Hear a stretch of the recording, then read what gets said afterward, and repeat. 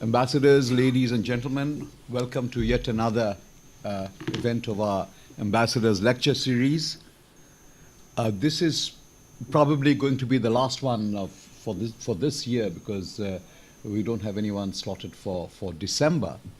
But thank all of you for the support you have given us through the year, and many of you have come to many of our such events. So today we have the privilege of having a very senior, significant personality, a diplomatic colleague from Latin America, and over the last few months we have been spreading to Latin American countries as well, and sort of looking at their connections with Asia in general and South Asia in particular.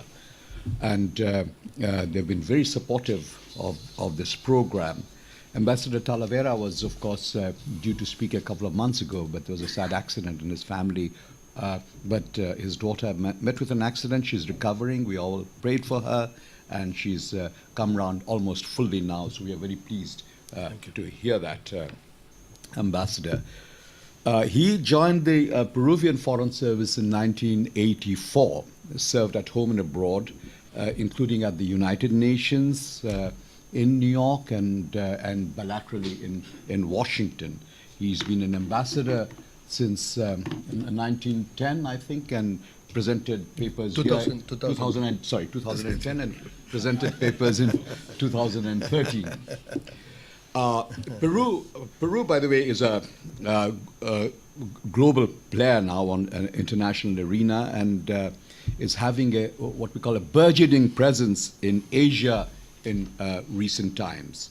It has contributed enormously, as we all are aware, in international diplomacy through providing some of the top diplomats in our times.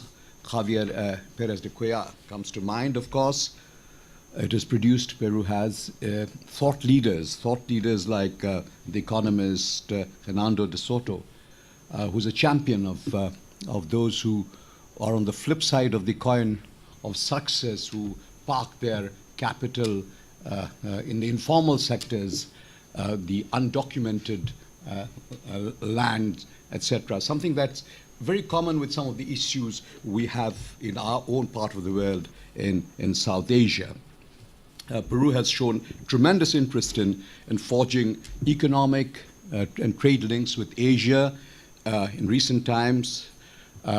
In its role in the forging of RTAs like the TPP-11, in which you are very involved.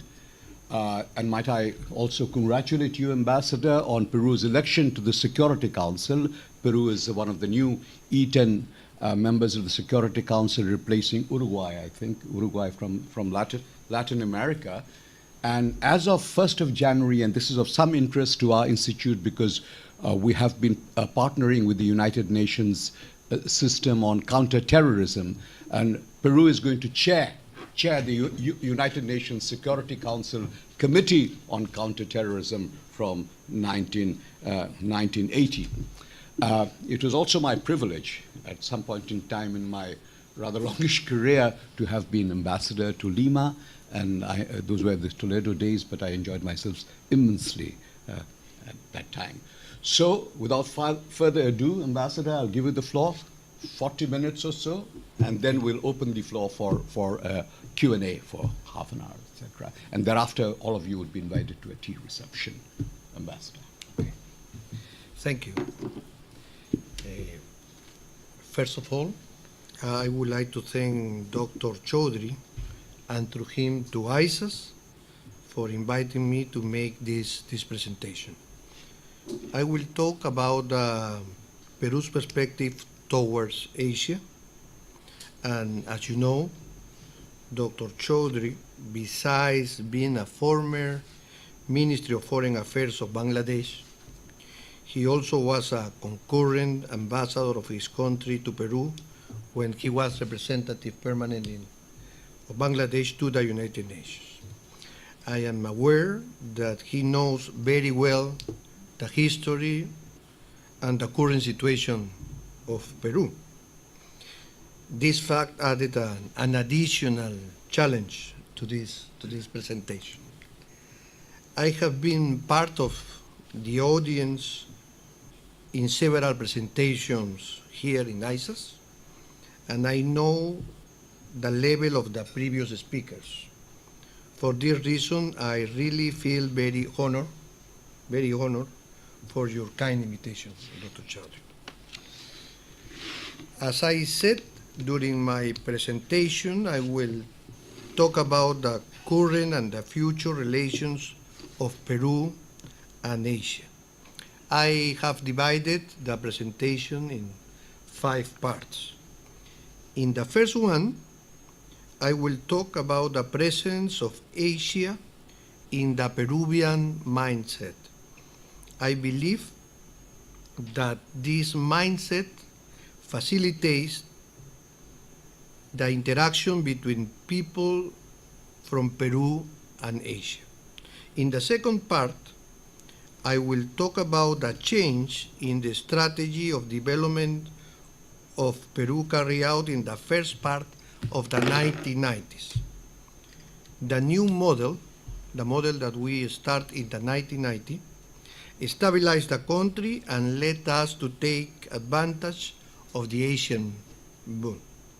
In the third part, I will comment on some figures that show the growing importance of Asia for Peru and the changes in the relevance of the countries of Asia in the interaction with my country. In the fourth part, I will talk about how we see the future relations with Asia in general, and finally, I will present some conclusions. Well, regarding the Asia in the Peruvian mindset.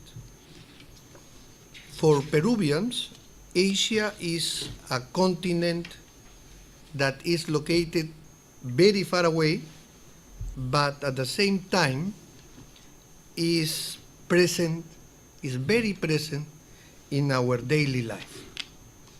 Let me give you some examples of how Asia entered our mindset. When we go to the elementary school, we learn, among other theories, the Asian theory of Alex Hadrilka that says that the first inhabitants of America came from Asia through the Bering Strait. And we learn that for this reason, we, the Peruvians, we descend from people that came from Asia. After, when we study the history of the Incas Empire, we learn that around the 1465, before the arrival of Columbus to America, the Inca Tupac Yupanqui, when he was still a prince, we learn that he headed a maritime expedition to the west.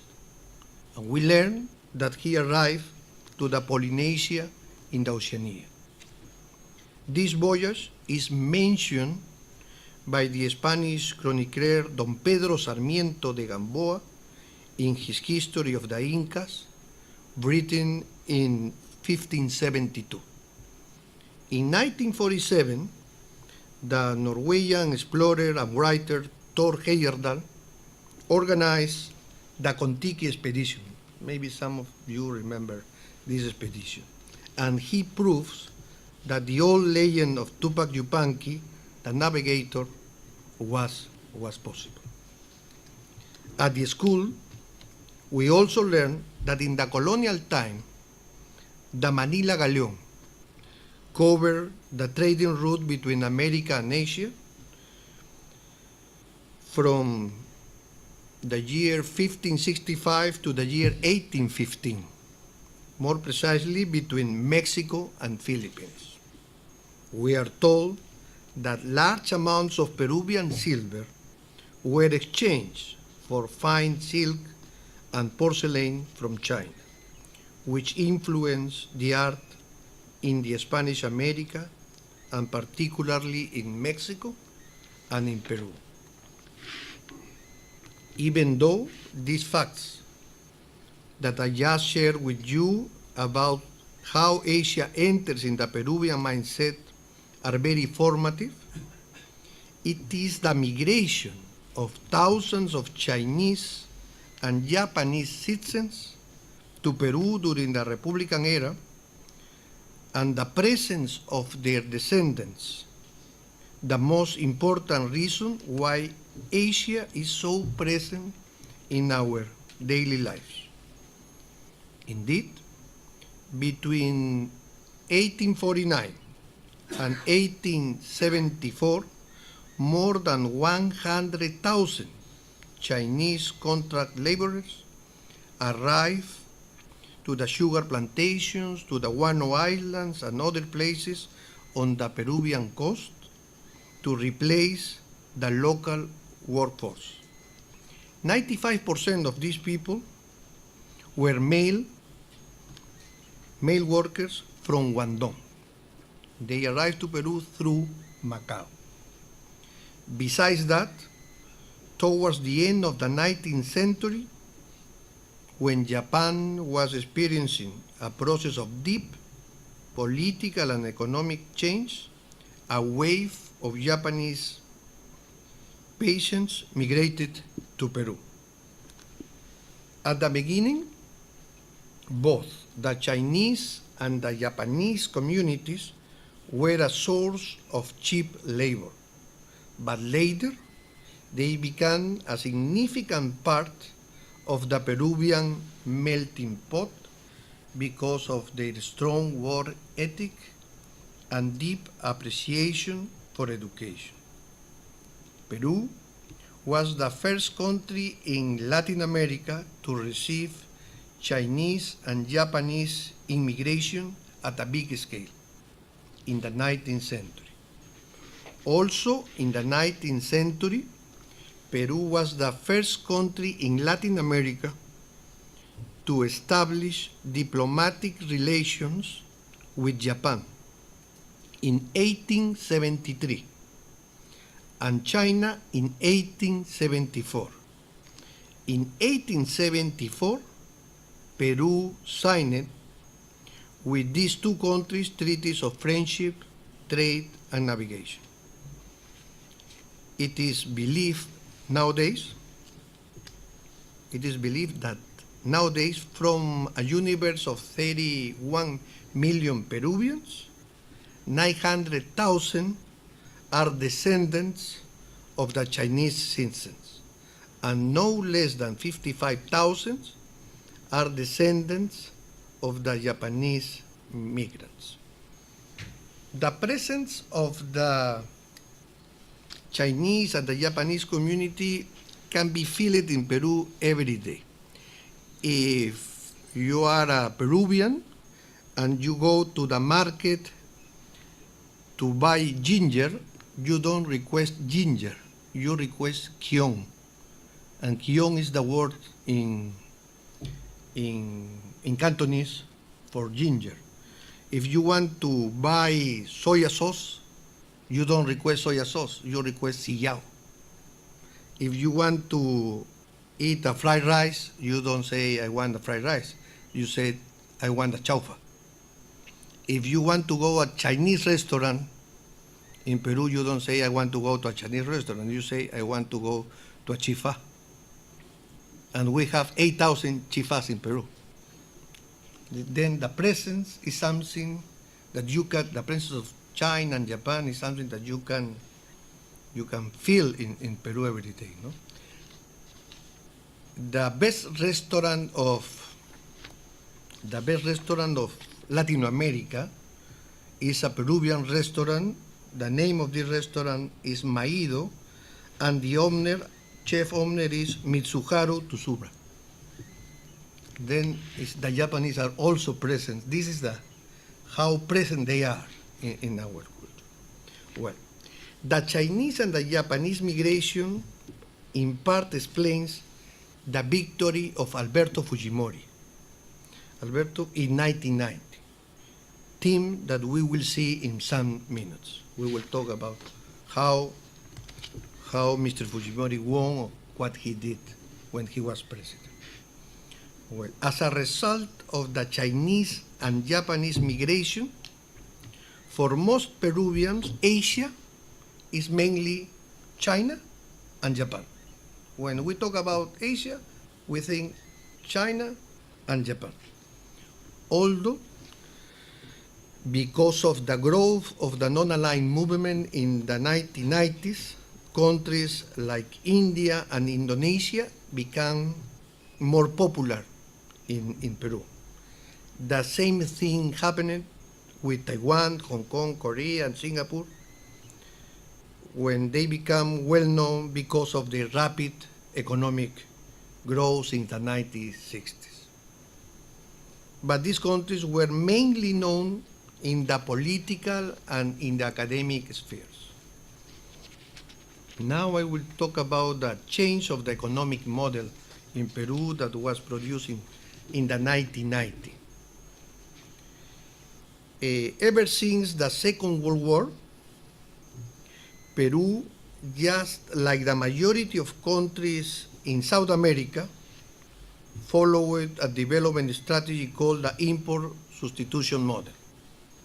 By the end of the 1980s, the mentioned model reached its limits and economic crisis ensued.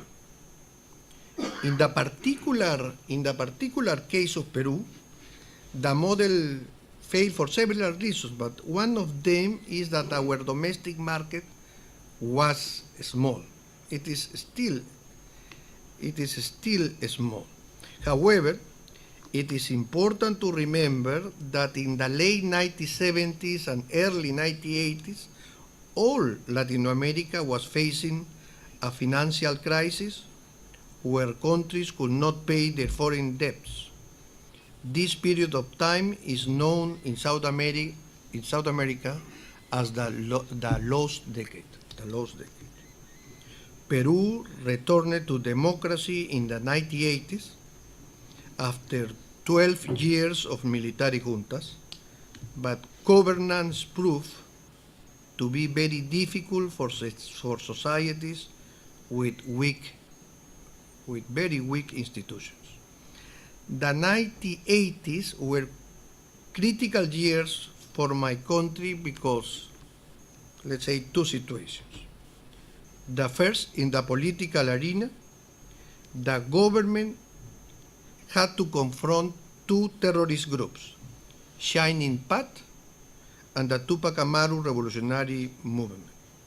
They really affected the normal social and economic development of Peru for more than 1 decade, causing more than 25,000 deaths and billions of dollars in infrastructure destruction.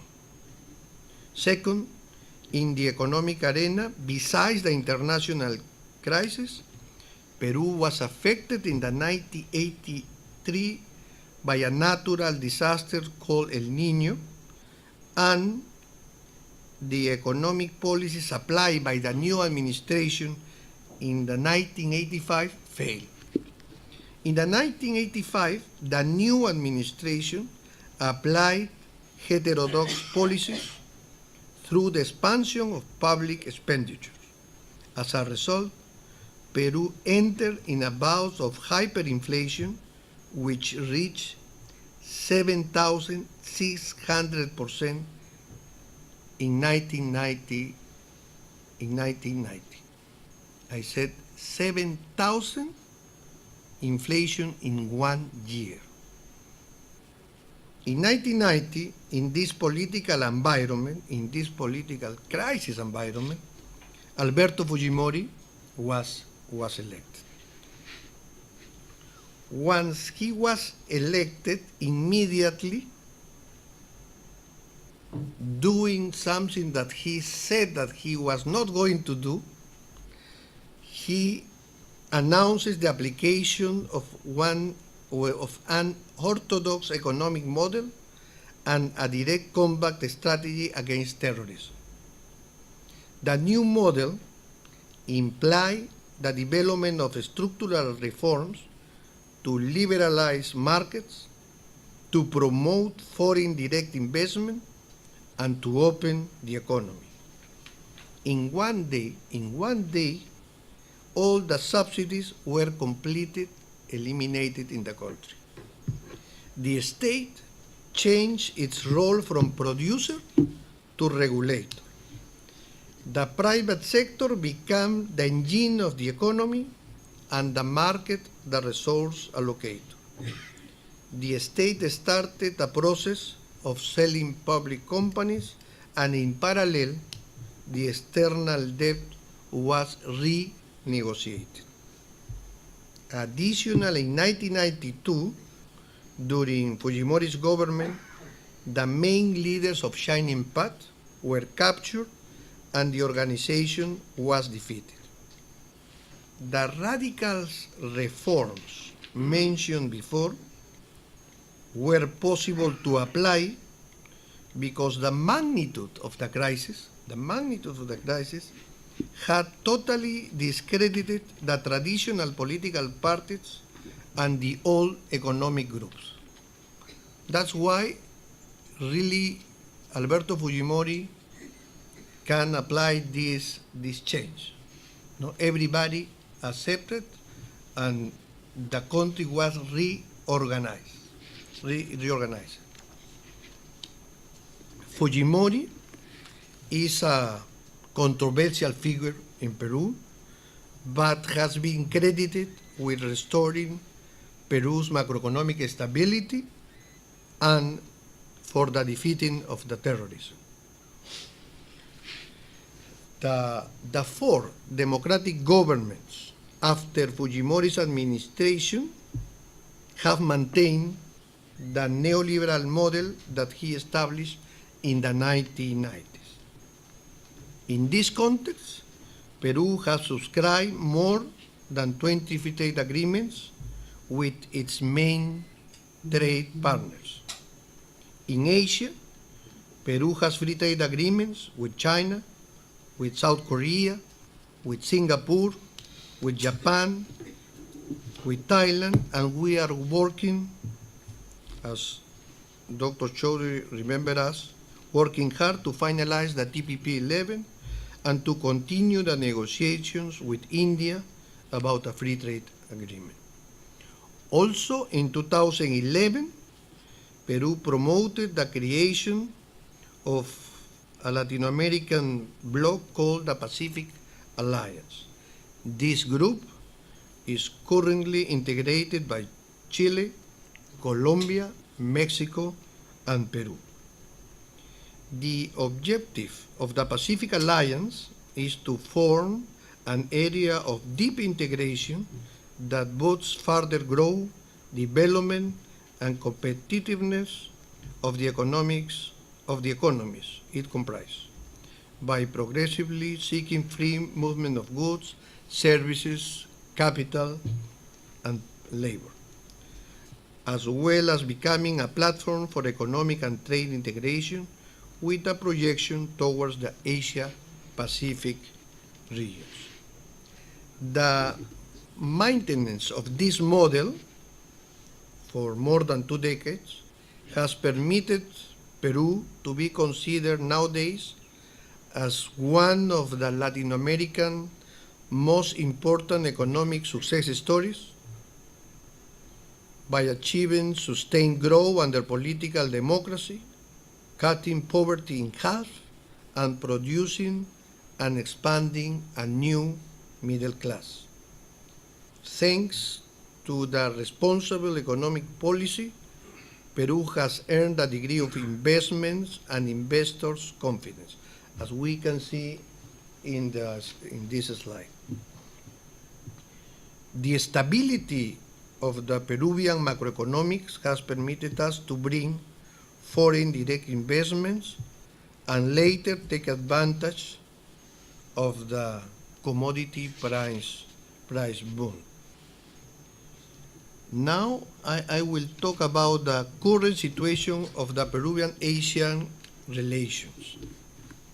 As I mentioned, Peru established diplomatic relations with Japan in 1873 and with the Chinese Celestial Empire in 1874. but the process to open embassies started later. Currently, Peru maintains embassies in Japan since 1929, in India since 1963, in China, in the People's Republic of China since 1972, in Korea since 1984, and since 1992 in Thailand, Singapore, Malaysia, and Indonesia. Besides this, in 2013, we opened an embassy in Vietnam.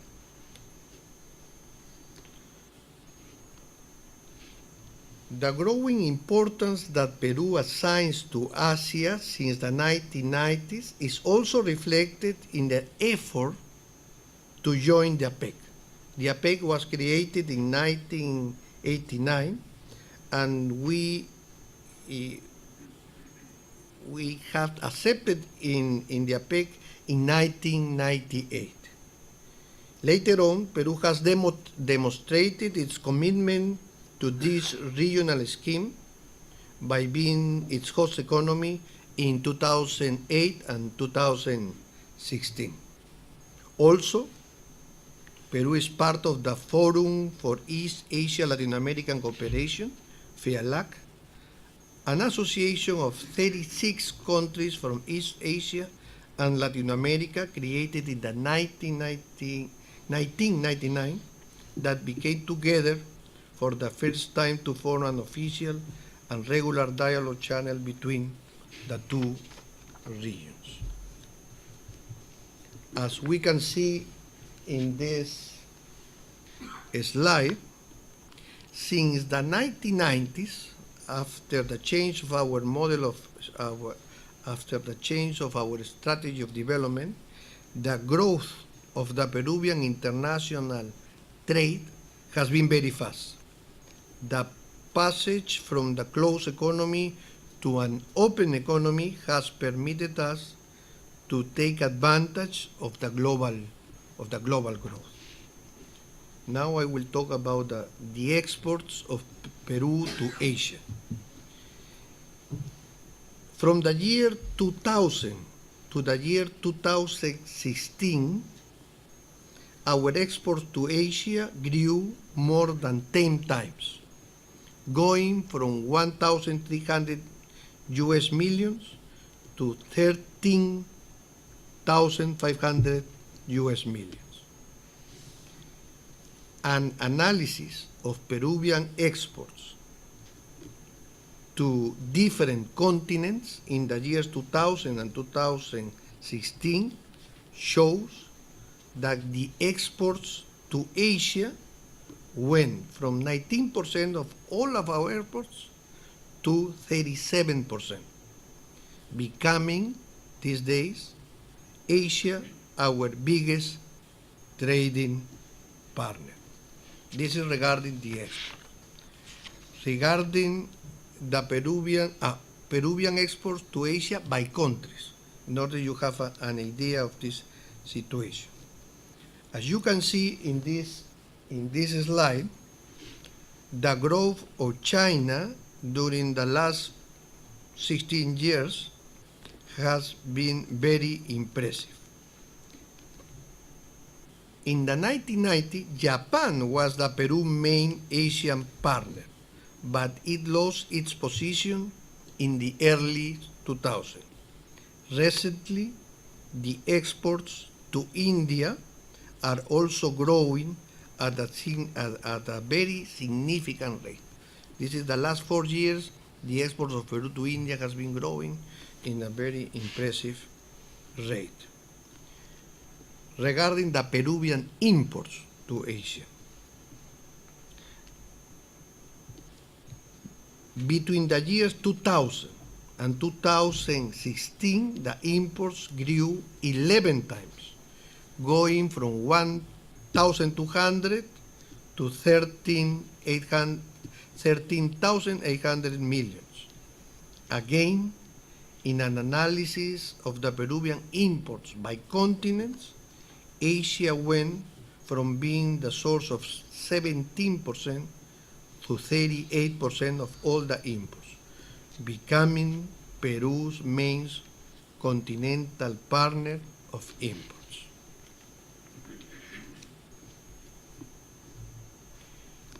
What happens when we see our imports for countries? Here we also can see the growth of China as a trade partner, but it's also important to notice the growth of the countries of the ASEAN. The last 5 years, the countries of the ASEAN has been growing also a very important rate.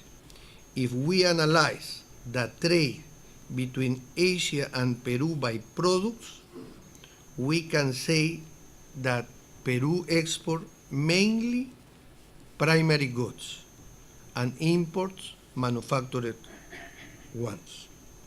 The composition of the trade with Asia is not very different than the one that Peru has with other continents.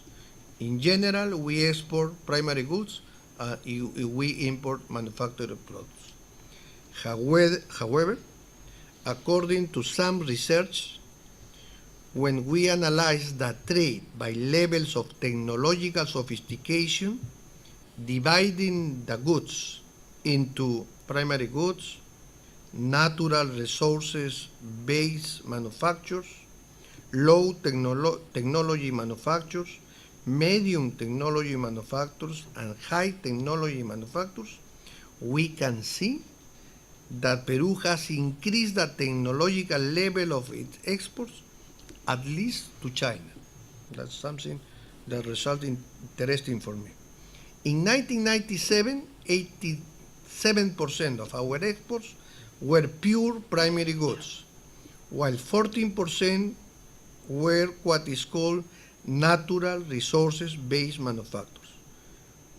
By 2011, this pattern has changed, as 28% were primary goods and 70% were natural resources-based manufacturers. There has been an evolution, a change. Then we just see that in the last 2 decades, the trade has increased a lot, and the investment of Asia in Peru has also increased a lot.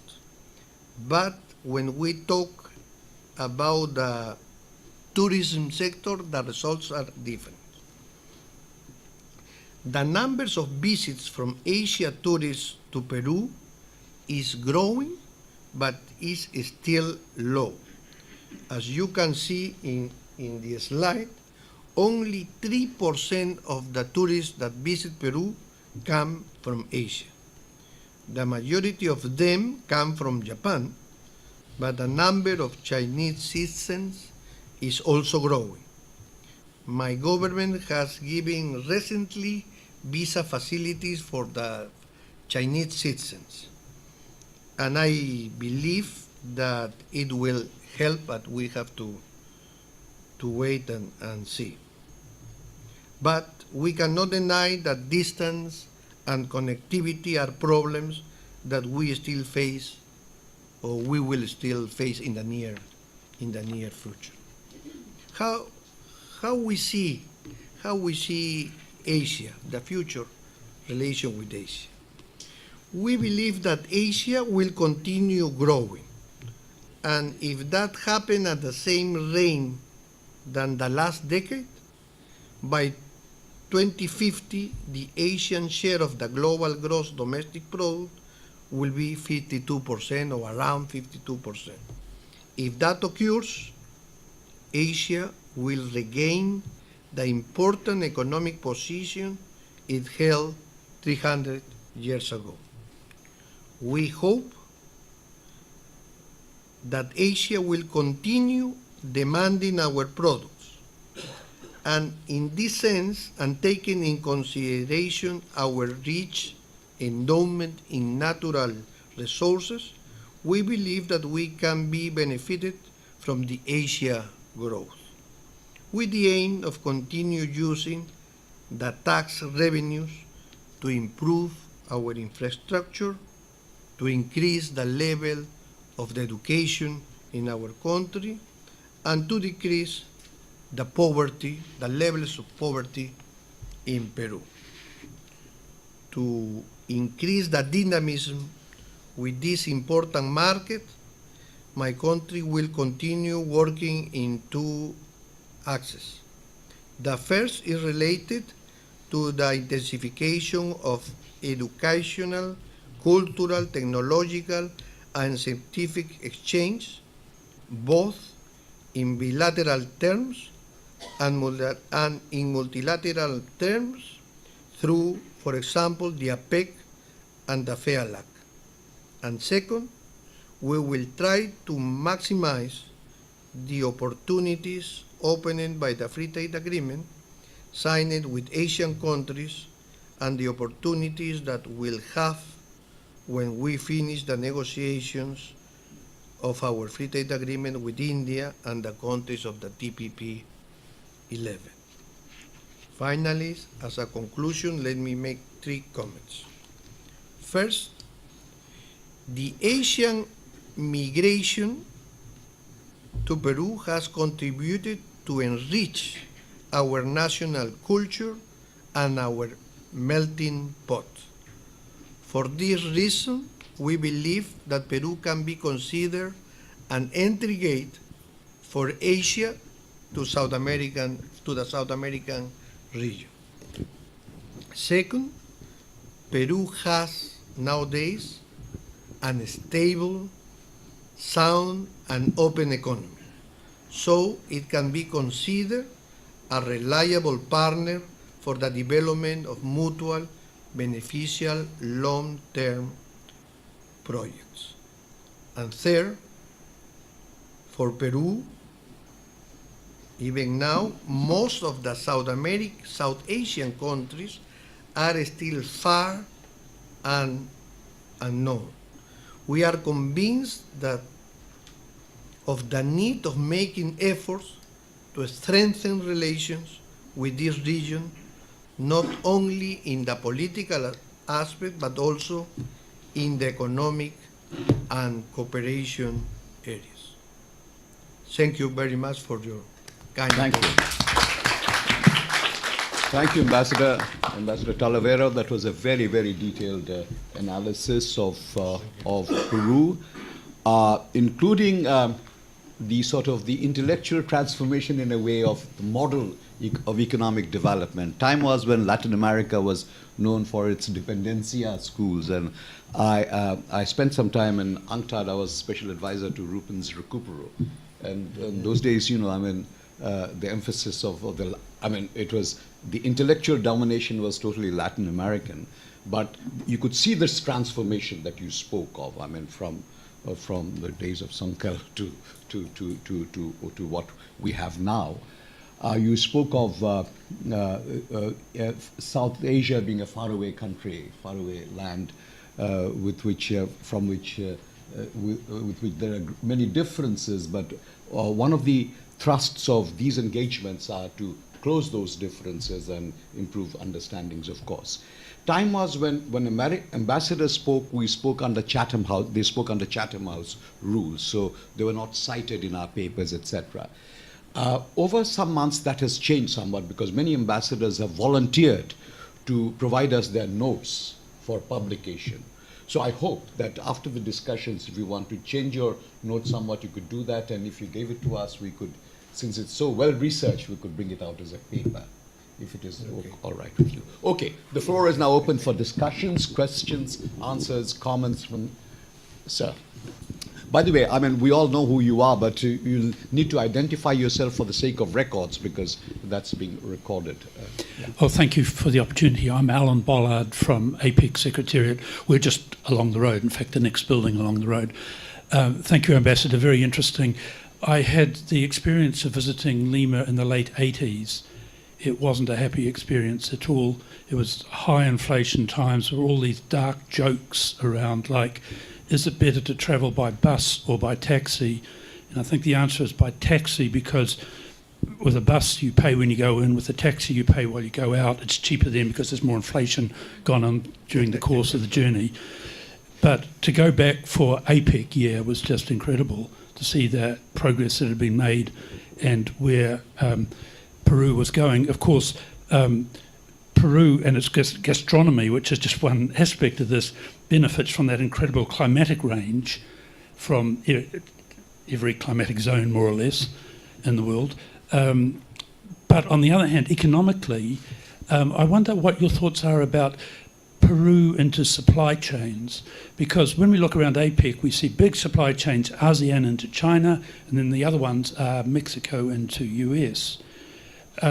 So do you think you're having success getting into supply chains? Because that's related also to value add of exports as well, particularly if we're talking about commodity sourced exports. Do you have any thoughts about that? Well, the idea of the creation of the Pacific Alliance was to promote a better integration among the economies of the members of the Pacific Alliance. It's true when you see how the countries of the ASEAN the level of integration of the countries of ASEAN, you can see that I think the level is something like 25% of all the economy have some connection among them. When you see the same indicator for the countries of the Pacific Alliance, we are talking about 6-7%. We have our chain value is we are still too separate. When part of the challenge that we have is to work more together. No? The Pacific Alliance is an effort in this direction. Now changes are the time is changing in South America. Brazil, they are changing. Argentina is also changing. It's possible that they conform the Mercosur. They will try to work together with the Pacific Alliance to develop more this chain of value, but still we have a lot to do. No? But we recognize that this is an area that we have to work in the future. No? Mr. Menon, then. For that really remarkable survey, because I think it was very useful. But I had two questions, slightly different. One is, can you tell us something about your success in dealing with Shining Path and how you managed to do that? And the other is, what about inequality in the economy and the consequences of what we've seen of the sort of neoliberal policies that you were mentioning? Okay. First, Shining Path, Tupac-Amaru, and yes, Shining Path and Tupac-Amaru. And Shining Path, it was a Maoist terrorist group. The situation was that they start to fight the government in the 1980. During 10 years, they really grow, and we really didn't know how to confront them. From the 1980s to the 1985, the government didn't accept that Shining Path was a group who could put in danger the state. They considered a group of people who were just creating problems in the high mountains. But between the 1985 and the 1990s, all the Peruvian government began, all the state was affected by the Shining Path. Then, the first thing that happened is that Fujimori really had a very clear attitude in direction to the Shining Path. But besides this, we were lucky that to have a group of members, not from the army, but from the police, who began to work and develop the intelligence services in the police area, and they began to follow all the different leaders of the Shining Path. That was it was an organization that was very close. It's very difficult to penetrate. But since this group began to follow them one per one, when they captured the leader, all the structure of the Shining Pan fell down. No, they collapsed. Really, they collapsed. They captured in the 1992 like 95% of the leaders alive, and they put them in jail, and they are still in jail. No, it was not. In parallel, the army was working together with the patients, but during the 1980s, the second part of the 1980s, the leadership of Shining Path was already in Lima. Peru is a country of 30 million people.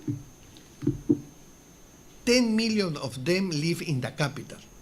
It's a lot of concentration.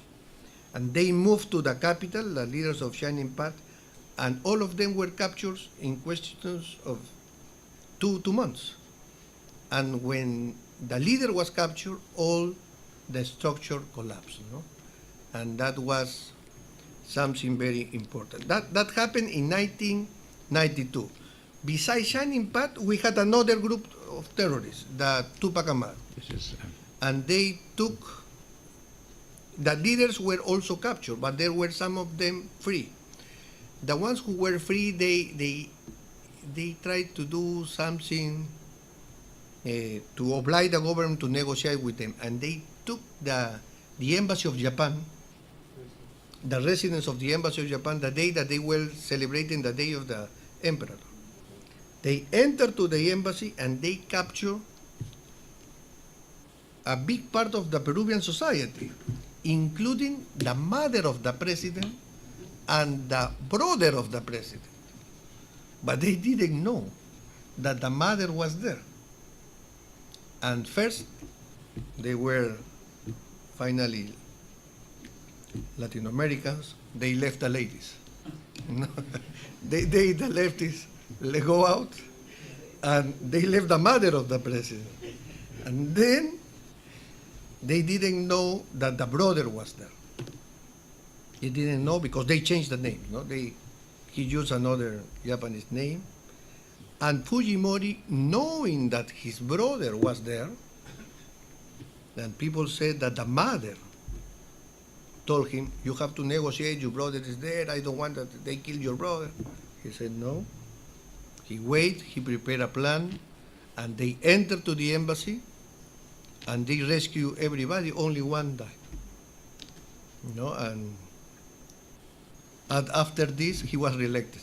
He was reelected president, but now he's in jail. President Fujimori now is in jail. He did a lot of things good, but he did a lot of things bad also.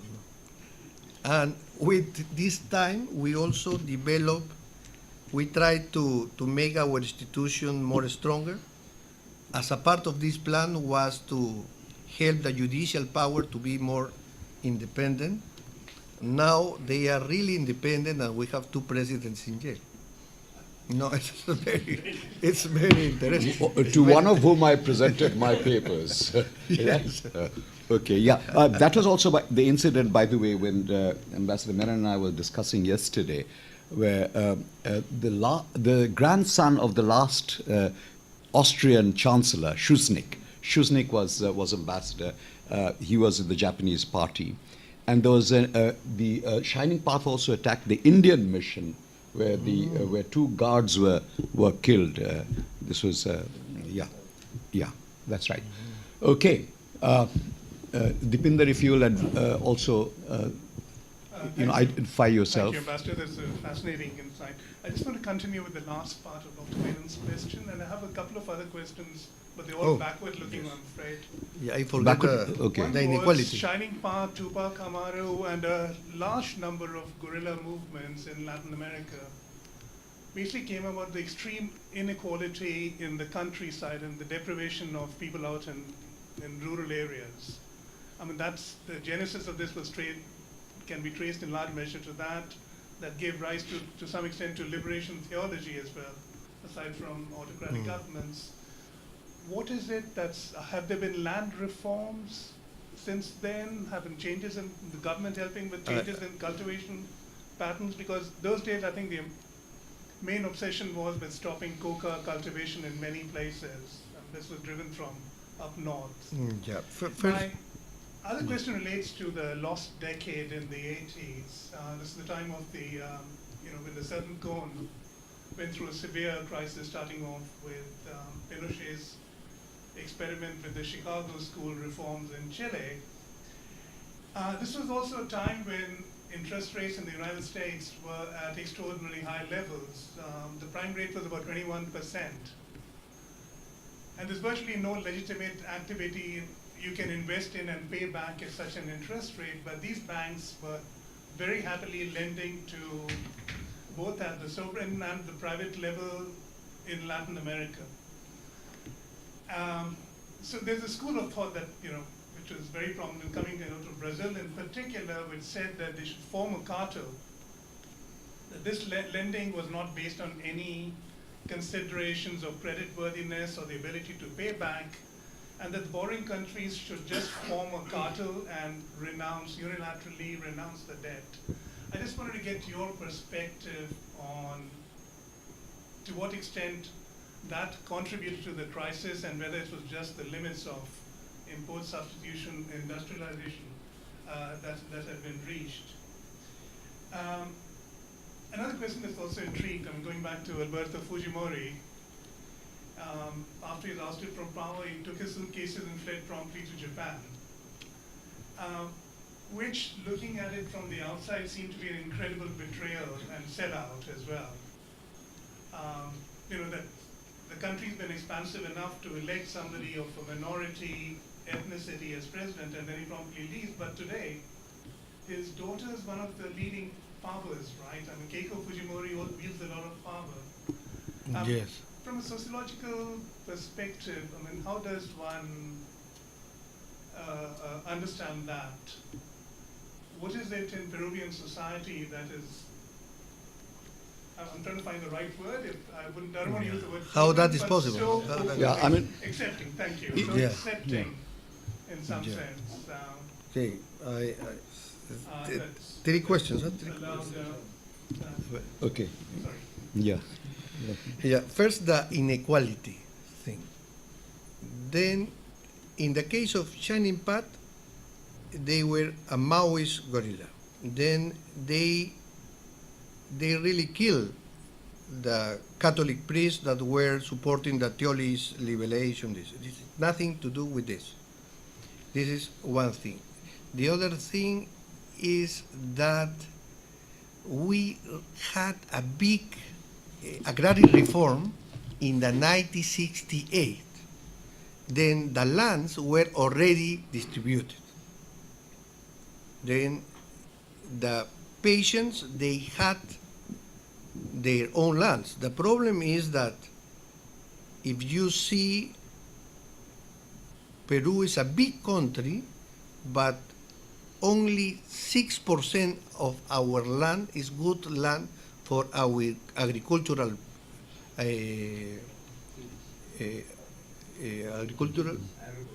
arable, this kind of thing. Then it's the patients with this, with a number of patients with this kind of agriculture land, there are no way to distribute. Nowadays, using the new technologies, our lands are growing, and more land is ready to be used in agriculture. The Shining Path was more a movement created by the low middle class of the province. It was not a movement of patients. It was a low middle class movement. That's one thing. The other thing, what about the inequality? Well, we have been having problems of inequality in Peru for centuries. But since the growing of the trade, since the growing of the GDP of Peru in the last 20 years, the tax revenue for the government has been increasing in amounts.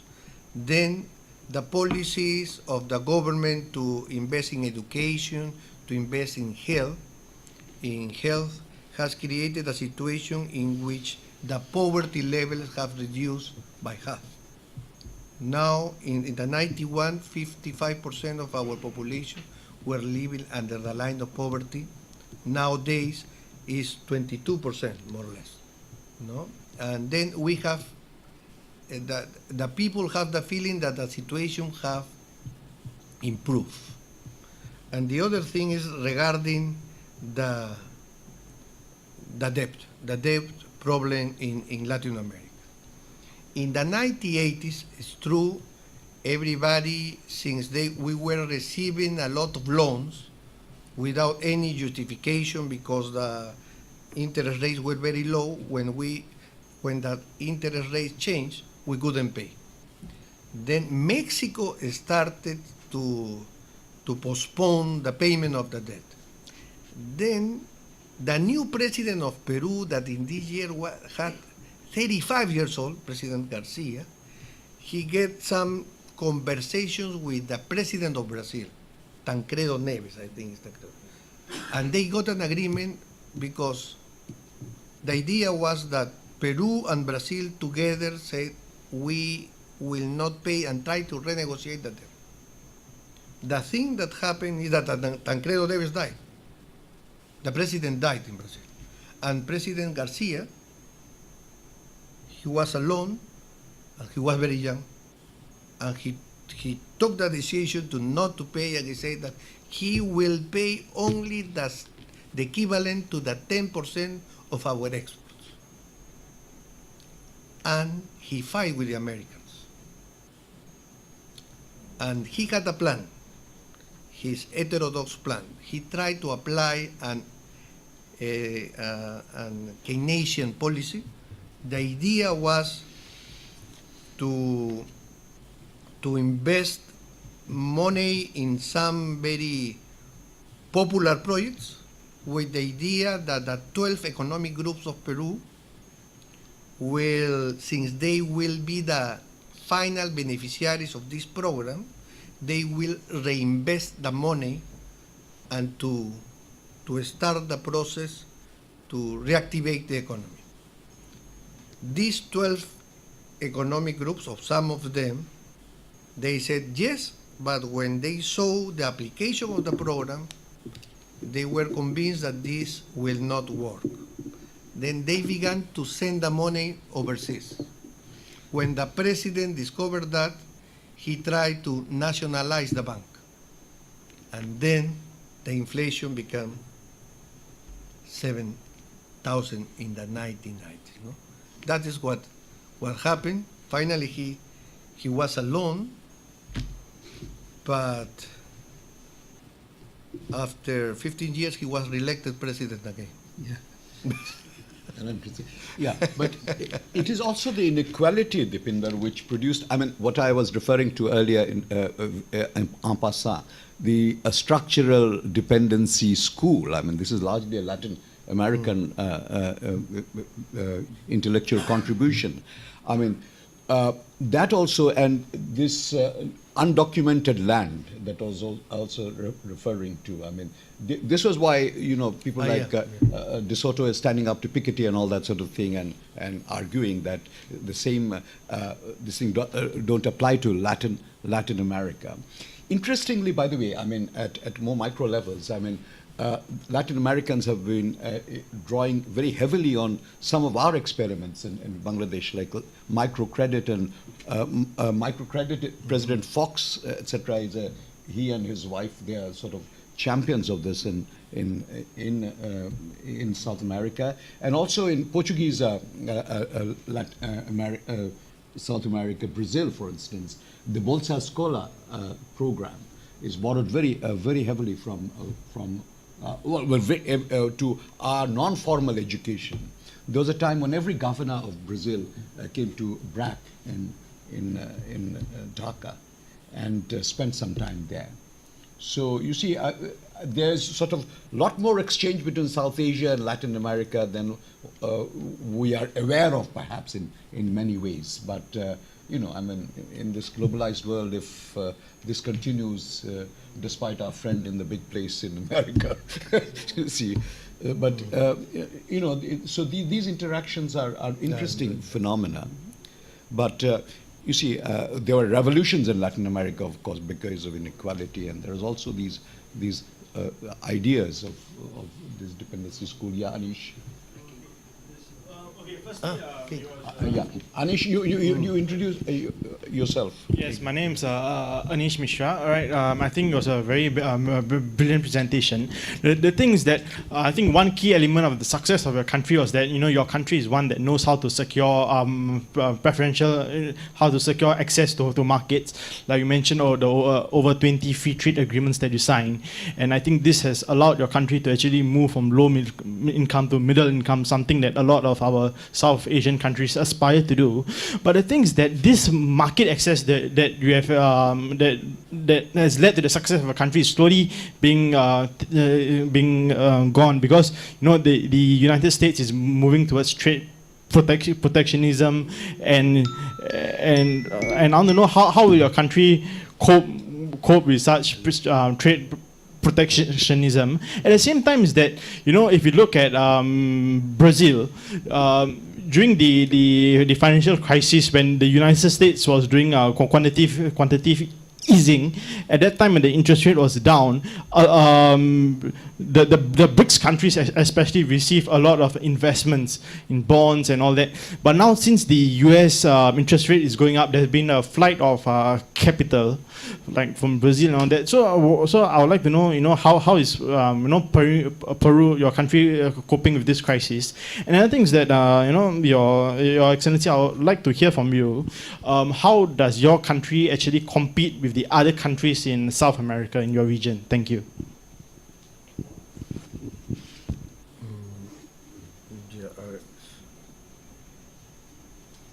Now, well, I will make a comment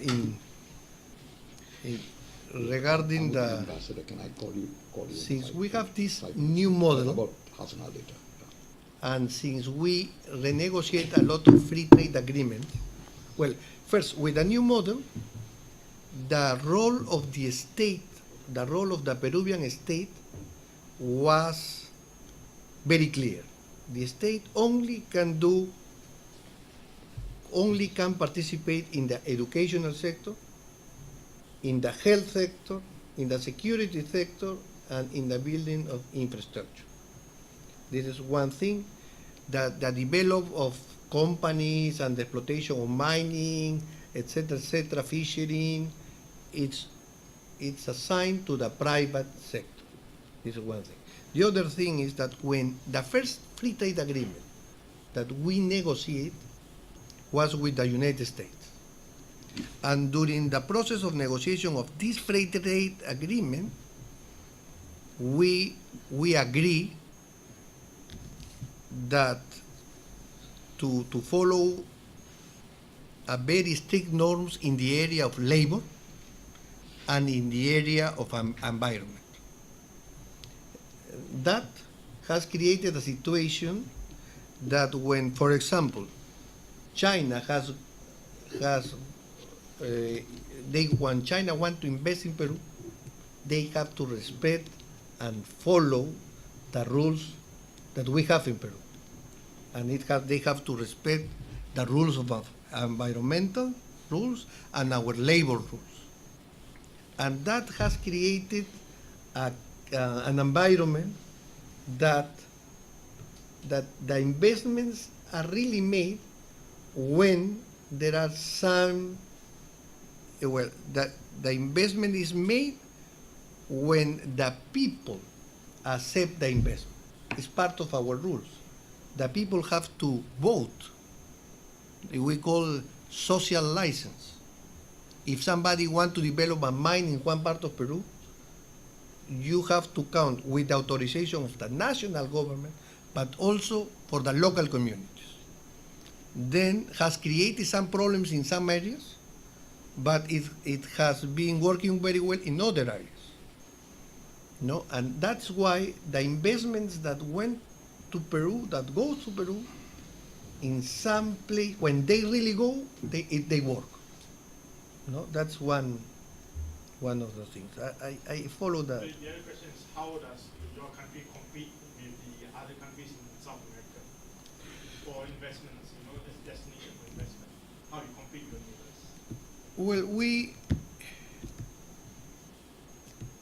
Well, I think we all are trying to invite the investors to come, but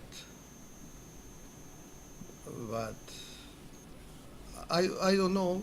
The competition is open, is free, is transparent, no. And finally, the people who want to invest, they go where they really believe that the government will give them some stability. No? And we have been doing well at least the last 2 decades. No? And there was another question that I didn't answer when you say, how is possible that the daughter of President Fujimori is still there? No? But no. Whether no, sorry, more. You asked the question Yes. again. Whether it was considered, how was it considered acceptable in Peru that the fact that the president went away to Japan, to the extent that Japan is considered a very foreign country, by the way, which it was probably not. That's the point he was making, I think. Yes, Anyway, I think, go on. how can I say? For us, a Chinese descendant or a Japanese descendant is one of us. They arrive very poor. They live in the middle and low communities with the poor people. After 2 generations, they began to work very hard, and they began to study and enter to the schools of the middle class. They went to the university, but they are not Europeans. They are one of us.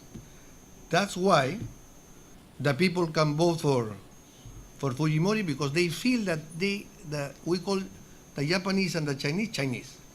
They are one of us. No? When Fujimori went to Japan, by the way, he was in Singapore. He was in Singapore and in his way to Brunei. No? And from Brunei, he sent a fax saying, I don't want to be your president anymore. He presented his resignation by fax. But the daughter stayed. When he was president, he divorced. And his daughter was 16, 17 years old. When she got 18, she became the first lady. And she began to work with the father. When the father ran away, she stayed. She said, I'm not agree with you. I have to stay in Peru. I am a Peruvian. No, that's why she count with some support. No, the last election she get 49.9% of the votes. Our current president get 50.1%. Yeah, this is. And Mrs. Fujimori has the majority in the Congress. It's amazing. Yeah. Also, the fascinating thing about Peru is the integration not just of the Chinese and Japanese into society, but of the local, the indigenous Indians. I mean, yes. They are very much a part of the social ethos, and you've had presidents from among pure-blooded Indians. Yes. I mean, I just discovered today that President Kaczynski's first cousin is Jean-Luc Godard. Is the French director. It's extraordinary. Yeah. His son is the senior reporter for the New York Times. You know that Peru is amazing place. But he's a New Yorker, isn't he? I mean, okay, anyway, yeah. You know what happened? Since the beginning, Peru is a very mixed country. When the Spanish arrived, and they found in Peru the Incas Empire, they discovered that the best way to have access to the wealth was through marriage. Then through marriage. They get marriage. And Francisco Pizarro, who was the leader of the conquistador, he got married with the daughter of the Inca. That was the way to have access to people and to work in the mining, because they were interested in gold and silver. You know, then he did that, but all his group did the same thing. Then we started this process of miscegenation since the beginning, since the arrival of the Spanish in 1535. After that, when the Chinese, for example, arrived 100,000, but they were male. Then they worked 5 years according to their contracts, they become independent, and they got married with locals. And they were also part of our melting pot. That's why in Peru it's normal that people get married with everybody. I was surprised when I came in Singapore. I find this wonderful society where everybody shows respect for the others, but Indians get married with Indians, Chinese get married with Chinese, and Malays with Malays. In Peru, everybody gets married with everybody. Okay, I'll recognize the last speaker, last questioner, Jivanta shortly. Thank you very much, Ambassador, for us especially a very refreshing perspective from a different part of the world on Asia.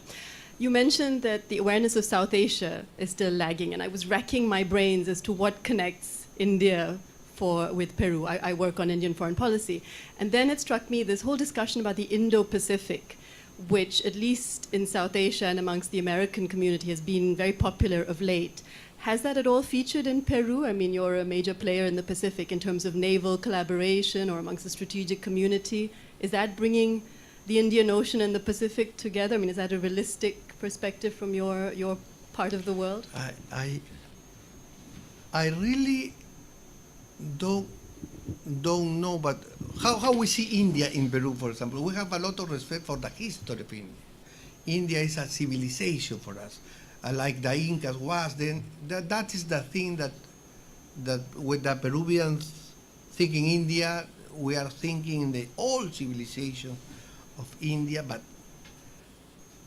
nowadays, since the trade has been growing and growing, is because the economy of India is growing, and you are buying a lot of primary goods, copper, we are selling a lot, and you are selling us automobiles. Then we have started to talk about a new free trade agreement, but this is the area where we are talking, not in the strategic way, as far as I know. Peru's military interest is very limited. Okay, all good things must come to an end, of course, and so must this session. I'll bring it to a close, but not before I thank you on behalf of all of us at ISAS for the time you've given us, for having interacted with us over the last 2-3 months. I mean, it takes a lot of time to have one of these events, by the way. I mean, we keep on interacting with the speaker for weeks ahead of the schedule, as we have done with you, and you've been kind enough to visit us earlier also. We shall now invite all of you to a tea reception with this speaker, but not before I leave you with a little token of our appreciation. It's a little something penned by yours sincerely on United Nations and World Trade Organization. Thank you very much. Thank you very much. Thank you. Thank you. Okay, to tea.